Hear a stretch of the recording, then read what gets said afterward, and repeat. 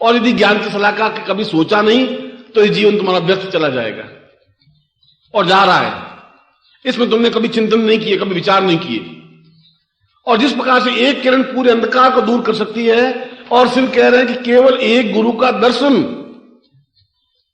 सलाखा जलाने की तो बात की बात है। अगर सूर्य को हम देख लें तो अंधकार मिट जाता है। बुझे हुए दिए को अगर मोमबत्ती से लगा दें, माचिस से लगा दें और उस ज्योति को देख लें तो अंधकार दूर हो जाता है 2 फुट के घेरे में। और केवल गुरु के दर्शन कर लें, और गुरु का दर्शन कर लें। दर्शन करने के लिए तुम्हारे अंदर की रोशनी के माध्यम से दर्शन कर सके। इन आंखों से तुम दर्शन नहीं कर सकते, इन आंखों से तुम देख भी नहीं सकते, इन आंखों में ताकत क्षमता है ही नहीं। आम आदमी को नहीं, तुम नहीं पहचान सकते। एक जेब कतरा तुम्हारे पास बैठा है, तुम्हारी जेब काट के चला जाता है, तुम उसको भी नहीं पहचान सकते, गुरु को कहां से पहचानोगे? तुम्हारी आंखों में ताकत है ही नहीं कि जेब कतरे को पहचान सको। एक विश्वासघाती बैठा है, धोखेबाज बैठा है, झूठ बोलने वाला बैठा है, तुम उसके साथ बैठे हुए 2 घंटे गप्पे लगाते, तुम उसके बाइफरकेशन नहीं कर सकते कि ये झूठ बोलने वाला है, धोखा देने वाला है, छल करने वाला है, पाखंडी है, डोंगी है, या जेब कतरा है, या क्या है, चोर है। तुम नहीं पहचान सकते। एक गठिया इंसान को नहीं पहचान सकते, फिर तुम गुरु को भी नहीं पहचान सकते। गुरु तो बहुत बड़ी चीज है। और उस गुरु को भगवान शिव ने कहा कि एक क्षण देख ले, जी भर करके। देखने का मतलब है कि दर्शनम तव स्पर्शम मां पूर्वताम पूर्वताम अदह, पूर्वता के साथ में तुम्हें ज्यों ज्यों देखता रहूं, ज्यों ज्यों हृदय में तुम उतरते जाओ। और जिस प्रकार से 1-1 इंच सरकता है, उस प्रकार से आप मेरे पूरे शरीर में उतर जाएं, वह दर्शन कहलाता है। दर्शन का मतलब है एकदम से धीरे धीरे, एकदम से समग्र रूप से नहीं, धीरे धीरे पूरे शरीर में जैसे अमृत के तत्व पी लेता है, उस प्रकार से गुरु को पी ले, अपने शरीर में उतार दे, रग रग में, रेसे रेसे में उसको समावेश कर ले। चक्षुरुन्मीलितम येन, और जब ऐसा होता है, जब चक्षु अपने आप बंद हो जाते हैं। चक्षुरुन्मीलितम, क्योंकि बाहर की चीजें बंद हो जाती हैं और अंदर जब प्रकाश होता है तो फिर बाहर कोई चीज नहीं दिखाई देती। फिर ये छल झूठ कपट अपने आप में बहुत बड़ी बात नहीं लगती। तुम झूठ छल कपट करो, मैं तुम्हें मना नहीं कर रहा हूं। धोखेबाज है, धोखेबाज के साथ धोखा करिए। जेब कतरा है तो उसको थप्पड़ मारिए। मैं ऐसा नहीं कह रहा हूं तुम बिल्कुल गाय और भैंस की तरह बन जाओ, मगर मैं कह रहा हूं केवल गाय बनकर के जिंदगी में जी लो। उसके अलावा कभी कभी मनुष्य बनने की भी कोशिश करो। साथ तुम्हें 45 साल 50 साल में 1-5 मिनट के लिए कभी मनुष्य बनो, और बनो, और उस मनुष्यता में तुम देखो कि गुरु क्या होता है। उस मनुष्यता में स्वयं भगवान शिव कहीं कहीं दिखाई दे जाएंगे, भगवान विष्णु दिखाई दे जाएंगे, भगवान रुद्र दिखाई दे जाएंगे, जगदम्बा दिखाई दे जाएगी। तब दिखाई देगी जब तुम मनुष्य बन सकोगे। जब तक तुम पशु बने रहोगे तब तक वेद दर्शन नहीं हो सकते, तब तक तुम 1000 मंत्र जाप करने से भी कुछ नहीं हो सकता। तुम्हारे अंदर ज्ञान का प्रकाश नहीं है। अंदर जब प्रकाश होगा तो बाहर की आंखें बंद होंगी, फिर बाहर छल झूठ कपट नहीं होगा। तुम छल झूठ कपट लोगों से कर रहे हो, गुरु से भी कर रहे हो। और तुम जब करते हो तो मैं तुम्हारी बहुत चालाकियां, बहुत धूर्तता देखता हूं, मन में बड़ा दुख भी होता है, बड़ा आश्चर्य भी होता है। बहुत छोटी छोटी घटनाओं पर तुम मुझसे झूठ बोल लेते हो, तब मैं बड़ा मन में बड़ा व्यथित होता हूं कि ये फिर ऐसा कौन सा संसार का कोना होगा जहां कभी सत्य बोलने की हिम्मत करेंगे। आखिर संसार में एक व्यक्ति तो ऐसा रखें जहां अपनी सब कुछ खोल करके कह दे। हमने पति पत्नी में बहुत मतभेद होते हैं, मतभेद ही होते हैं, प्रेम भी होता है, स्नेह भी होता है, मगर भगवान का एक स्थान है। हमने कसम खाई हुई है पिछले 50 साल में कि अगर कभी कोई बात हुई वहां आप जाके कह देंगे तो बात मान लेंगे। और मुझे मंदिर में ले जाते कि बोलिए, तो मैं कहता मैं इसका जवाब नहीं दूंगा। अगर मैं नहीं उत्तर देना चाहता हूं कह दूंगा जवाब इसका नहीं देता हूं, तो मैं बाहर उत्तर देना, बाहर में कह दूंगा नहीं मैं ऐसा नहीं किया। इसका कारण यह है कि कोई एक जगह ऐसी होनी चाहिए जहां हम सत्य बोल सकें, हिम्मत के साथ, दृढ़ता के साथ। अगर हम गुरु के सामने भी झूठ बोलने लग जाएंगे, छल करने लग जाएंगे, तो फिर तुम अपनी जिंदगी में वो कौन सा कोना, कौन सा स्थान होगा जहां तुम एकदम अपनी कटु बात, अपनी घटिया बात, अपनी ओछी बात भी सत्यता के साथ कह सकोगे, या तुम कह सकोगे मैंने सत्य बोला। कहां बोलोगे, कौन सी जगह होगी? और तुम जो कह रहे हो सत्य बोल रहे हो क्या?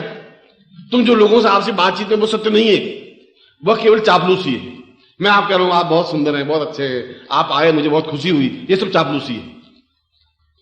मैं आपको देखा मुझे बहुत प्रसन्नता हुई या नहीं हुई, ये तो मेरा हृदय अंदर ज्ञान का अंजन सलाख है।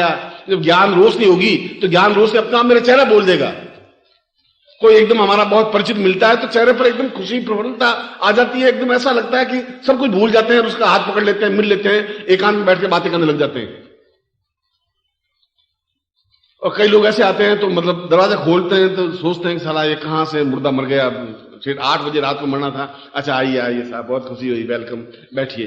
अरे आपको तकलीफ तो नहीं हो रही? तकलीफ आप आए, आप तो जब भी आए हमारे लिए तो सौभाग्य की बात है, बैठिए ड्राइंग रूम में। मैं तो आपके इंतजार का सुबह बहुत याद किया आपको, आज दिन भर में 10-15 बार याद किया आपको, आप आइए।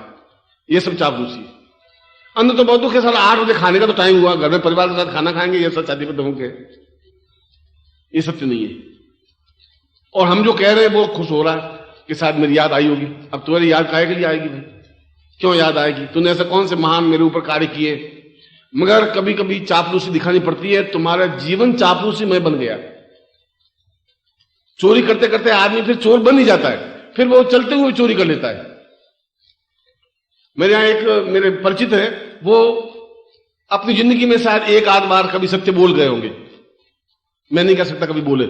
यहां से सोचते गेट से आएगा, कहां से आया? जालूर गेट से आया। अब उसमें कोई फर्क नहीं पड़ा, तुम सोचते गेट से आए जालूर गेट से आए तो ये कह सकते मैं सोच नहीं। और तुम कहां जाओगे? जाएगा वो रत्नारा तो कहेगा कि मैं तो यहां सास नगर थोड़े जा रहा हूं काम, फिर इधर से घूम करके भी जाएगा उधर ही। मैं कह रहा हूं तुम कभी सत्य भी बोलोगे? गुरु जी अब क्या है कि अब आदत ऐसी पड़ गई है कि सत्य बोलता हूं तो बहुत पेट फूटने लग जाता है, ऐसा मन लगता है जैसे बहुत गड़बड़ हो गया है। झूठ बोलता हूं तो बिल्कुल मन प्रफुल्लित रहता है, खुश रहता है। बस ठीक है, हैबिट पड़ गई है, तुम्हारी हैबिट पड़ गई है। तुम झूठ ऐसे आसानी से बोल लेते हो, इतनी आसानी से, चतुराई से, कि मैं कभी कभी नहीं पकड़ पाता। और मन में बड़ा सोचता हूं कि इन झूठ का कभी कोई प्रवचन हो तो मैं इनको गद्दी पे बिठाऊं, इनको प्रवचन कर पाऊं, ये मुझसे अच्छा प्रवचन कर सकते हैं। और तुम निश्चित रूप से बहुत झूठ इतने शुद्धता से बोल सकते हो कि तुम्हारी, मैं अगर झूठ बोलूं भी, कोशिश करूं तो मुंह से तो झूठ बोलूंगा, आंखें कह देंगी नहीं गुरुजी झूठ बोल रहे हैं, बात हकीकत नहीं है। मेरी आंखें कुछ और बोल कहेंगी, चेहरा कुछ और बोलेगा, होठ कुछ और बोलेंगे। ये तुम्हारी निम्नता है, इससे ज्यादा घटियापन नहीं हो सकता।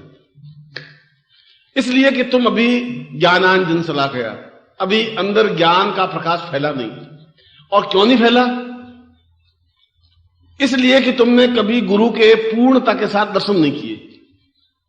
तुमने मां बाप भाई बहन के दर्शन तो किए, साधु सन्यासियों के भी दर्शन किए, महात्मा के भी दर्शन किए, नानद सिमाली के भी दर्शन किए, पर नानद सिमाली के साथ साथ एक गुरु है उनके दर्शन नहीं किए तुमने। जब उनके दर्शन नहीं करोगे तब तक अंदर ज्ञान का प्रकाश नहीं फैलेगा। जब तक ज्ञान का प्रकाश नहीं फैलेगा तो मूल स्वरूप जो भगवान शिव है, जो ब्रह्मा है, विष्णु है, महेश है, रुद्र है, जो चामुंडा है, जगदम्बा है, उनके दर्शन फिर नहीं हो सकेंगे। क्योंकि वो तो कह रहा है चक्षुरुन्मीलितम येन, जब तुम्हारे बाहर की आंखें बंद होगी तो दिखाई देगा, आंखों से दिखाई नहीं दे सकते हो। तो फिर क्या होगा? चक्षुरुन्मीलितम। क्यों शिव कह रहे हैं कि चक्षुरुन्मीलितम येन तस्मै श्री गुरुवे नमः। इसलिए मैं गुरु को प्रणाम करता हूं कि वो बाहर की आंखें बंद करने में समर्थ है। इसलिए मैं गुरु को प्रणाम करता हूं कि वो अंदर की रोशनी देने में समर्थ है। और अंदर की रोशनी पैदा करने के लिए तुम्हें गुरु की पूजा करने की जरूरत नहीं है, ऐसा शिव ने कहा भी नहीं है। कुमकुम अभी चढ़ाने की जरूरत नहीं है, नारियल फोड़ने की जरूरत नहीं है, और 1 किलो प्रसाद लाकर के देने की भी जरूरत नहीं है। तुम्हें प्यार और प्रेम और स्नेह और अटैचमेंट के साथ गुरु से अपने हृदय में, अपने प्राणों में उतारने की बात है। अगर तुम्हें कभी जीवन में मौका मिल जाए और उनके चरण स्पर्श करने का मौका मिले तो अपने आंसुओं से चरण धोने की कोशिश करो, पानी से नहीं। पानी से तो हर एक टुच्चा आदमी भी धो लेगा, फिर तुम में और उसमें कुछ अंतर नहीं रहेगा। आंसुओं से चरण धोइए और अपने आप को पूर्णतः से समर्पित कीजिए। ऐसा जिंदगी में क्षण आवे, पूरी जिंदगी में अगर एक क्षण भी ऐसा आ गया, उसी दिन तुम्हारी रोशनी लग जाएगी, उस दिन अंदर अंधकार दूर हट जाएगा। उस दिन तुम्हें एक अनिवर्चनीय दृश्य दिखाई दे जाएंगे। क्यों? आंख बंद होती तुम्हें हिमालय के दृश्य दिखाई देंगे, अंदर रोशनी होगी। अंदर रोशनी होगी तो तुम्हें मेरे साथ बिताए हुए क्षण याद आएंगे, इस जीवन के भी, पिछले जीवन के भी, उससे पिछले जीवन के भी। तब तुम्हें मालूम पड़ेगा कि तुम्हारा मेरा क्या संबंध है। तब तुम्हें मालूम पड़ेगा कि मेरी आवाज पर तुम क्यों दौड़े आते हो। ये बात मैं कई बार तुम्हें कह चुका हूं और मेरे अलावा कोई दुनिया में कह नहीं रहा है। ये बात कोई नहीं कह रहा है। मैं इसलिए कह रहा हूं कि मैं ठोक बजा के बात करने में हिम्मत रखता हूं, और इसलिए कहता हूं कि मैं उसको प्रामाणिक और प्रामाणिकता के साथ रख सकता हूं। यदि कोई चैलेंज दे कि ऐसा नहीं हो सकता तो मैं ऐसा करके दिखा सकता हूं। इसलिए मैं कहता हूं सूर्य उगा हुआ है। अगर कोई चैलेंज करके नहीं सूर्य उगा हुआ तो मैं दिखा सकता हूं ये सूर्य उगा हुआ है। तुम्हारा मेरे संबंध इसलिए है। और इसीलिए मैं तुम्हें कह रहा हूं कि तुम्हारी आंख बंद होनी चाहिए। ये बाहर कपट की, झूठ की, कम से कम मेरे साथ। बाकी तुम्हारे साथ कपट चलता हो, मैं ऐसा भी नहीं कह रहा हूं तुम बिल्कुल कपट करोगे ही नहीं, ऐसा संभव नहीं है। झूठ चलेगा, चलेगा, कपट चलेगा, धोखा चलेगा, विश्वासघात चलेगा। ये सब अगर कोई आदमी थप्पड़ मारेगा तो मैं कहता हूं तुम्हें 2 थप्पड़ मारनी चाहिए। मैं तुम्हें गांधी वाला सिद्धांत नहीं कि बस थप्पड़ खा के बैठ जाओ, नहीं, इतने थप्पड़ मारिए कि वापस जिंदगी में दूसरे को थप्पड़ नहीं मारेगा। मैं तुम्हें यह शिक्षा देता हूं। मगर जिंदगी का एक हिस्सा, एक व्यक्ति ऐसा भी रखिए जहां अपने आप को पूर्ण समर्पित कर दीजिए कि गुरुदेव मैं ऐसा अधम हूं, ये गलती है, मेरे पास सब कुछ नहीं है, मैं गरीब हूं या दरिद्री हूं या अच्छा हो या बुरा हूं, और मैं आपके साथ ऐसा व्यवहार किया, ये सब। और ये सब कहने की क्रिया अंदर जो मन है उसको मांझने की क्रिया है। मन के ऊपर काई जम गई है, पीलापन जम गया है, मैलापन जम गया है, उसको मांझना, ये गुरु के साथ ये बात करने की क्रिया मांझना है। आंसुओं के साथ पांव पखाड़ना और अपने मन को मांझने की क्रिया है। जो कुछ हम हैं ओरिजिनल वो उनके सामने रख दे। गुरु तो ढोल पीटेगा नहीं कि तुम ये ऐसा कह रहा था कि मैं झूठ बोलता हूं और मैं छल करता हूं, मैं ऐसा करता हूं। गुरु किसी को नहीं कहेगा। गुरु के तुम पुत्र हो, वो तुम्हारी कमजोरियां बाहर नहीं रख सकता, उनको कोई फायदा नहीं है, मगर तुम्हें रास्ता दिखा सकता है कि तुम अंदर ज्ञान की ज्योति कैसे जला सकते हो। और पूरे जीवन में अगर एक क्षण के लिए भी ज्योति जल गई तो बहुत है। 10 साल तपस्या, 10 साल साधना करने से कोई जरूरत नहीं है। तुम इतना करके तो देखो पहले। तुम इतना ही नहीं करते तो मुझे इतनी वेदना, इतना दुख होता है कि जिंदगी में मैं शायद अपने आप को बहुत भासुर समझता हूं कि मैं अब इनको कैसे समझाऊं, किस तरीके समझाऊं। डांट दिया है, प्रताड़ना दे दी है, उनको बुरा भला कह दिया है, फटकार दिया है, हाथ पकड़ के हिला दिया है, मैं इनको बार बार बुला बुला कह दिया, इतने जन्मों तक इनको ठोकर मार दिए, अब मैं और क्या कर सकता हूं। और यह वेदना मेरी वेदना है।